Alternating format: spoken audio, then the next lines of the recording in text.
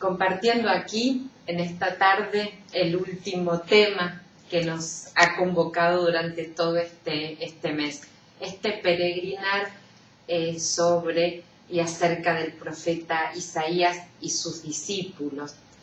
Cuando comenzábamos el primer tema y en el primer video, si ustedes lo recuerdan, yo hacía referencia a de cómo este Dios que hablaba claramente en el comienzo del texto bíblico, en la creación, paulatinamente la humanidad va cerrando sus oídos a esta palabra de Dios, este Dios amoroso, y en ese amor insistente con el cuidado de su pueblo, que envía a los profetas para que sigan hablando lo que Dios tiene para decirnos a la humanidad, llega un momento que aún hasta los profetas se acaban en la humanidad.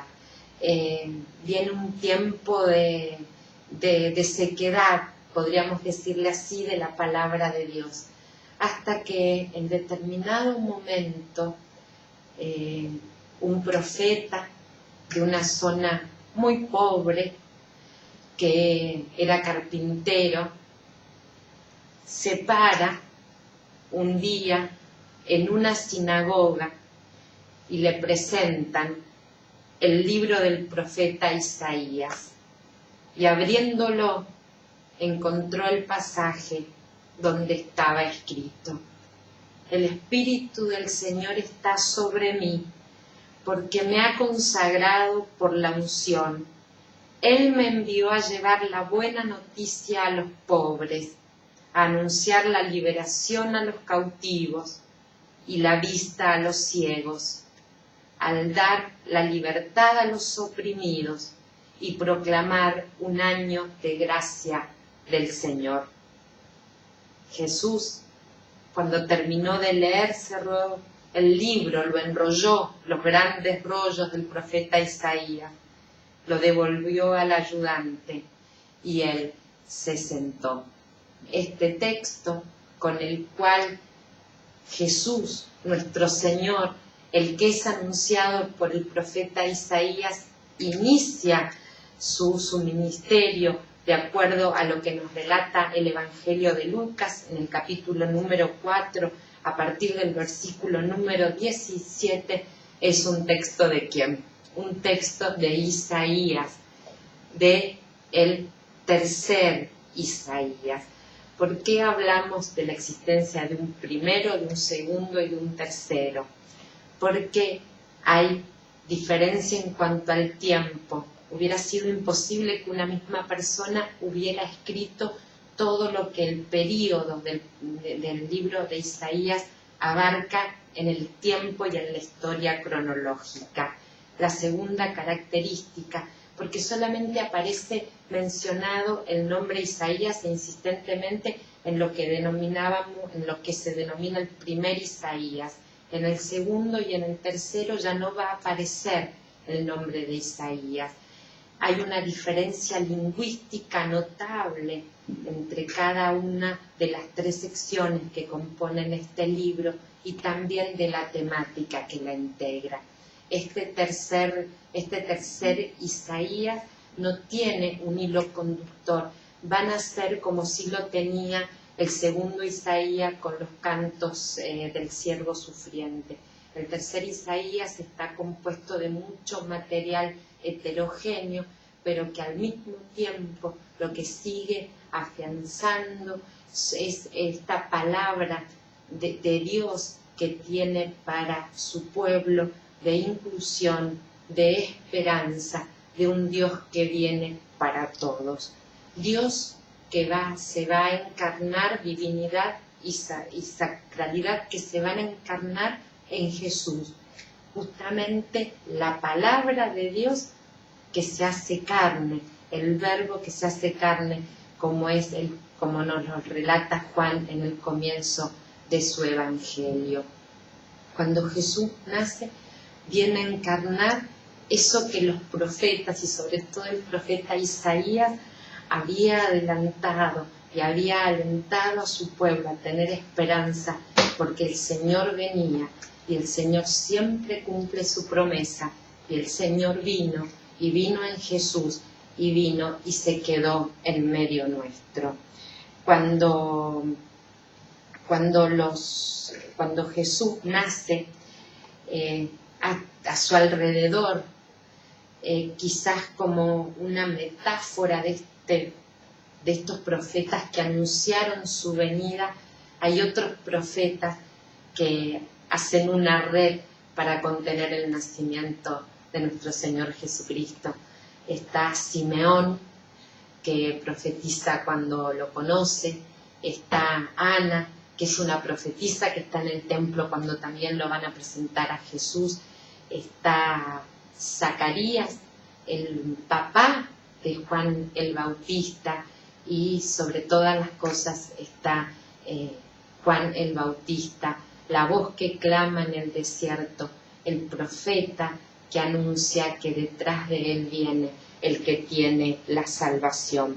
En Jesús se van a fundir también estos elementos del profetismo, todo lo que va a tener que ver con la gestualidad de Jesús, de cómo Él va a tomar de los elementos de la vida cotidiana, al igual que hacían los profetas, para explicar la realidad y para alentar a quienes lo seguían a tener esperanzas y a creer.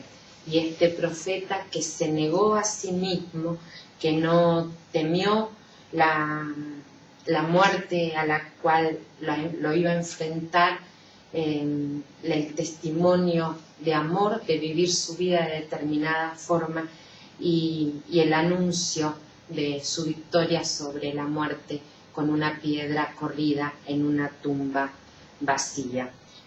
Los profetas no mueren con el Antiguo Testamento, los profetas siguen presentes también en el Nuevo Testamento, y estamos desafiados también hoy en nuestra humanidad de que, si bien no figuran en el texto sagrado, hay diferentes personas que con sus vidas, con sus gestos, con sus testimonios de fe, nos siguen hablando como profetas del Altísimo. Los profetas característicos de las características del profetismo en el Nuevo Testamento, que es justamente el tema número 4 que estamos viendo en la clase de hoy, tiene algunas características. Los profetas del Nuevo Testamento no hablan por motus propio, como tampoco lo hacían los profetas del Antiguo, sino que comparten y trasladan las palabras y los gestos de Jesús. Son personas fieles a la palabra de Dios, pero que también son fieles a la actualidad que esa palabra tiene a través de su lectura guiada con el accionar del Espíritu Santo. Y también los profetas están llamados, como nos lo recuerda el apóstol Pablo en la primera carta a los Corintios, en el capítulo 14, versículo 3, a formar, a animar y también a consolar. Consolar, palabra esta que nuevamente nos remite al profeta Isaías. Consuelen a mi pueblo, dice el oráculo de Yahvé en el texto. Para la actualización de este consuelo, para cada una de nuestras vidas, para la vida de nuestras comunidades, para la vida de nuestra humanidad, de nuestro mundo. También nosotros nos podemos transformar en las palabras que este Dios tiene para decir a su humanidad hoy.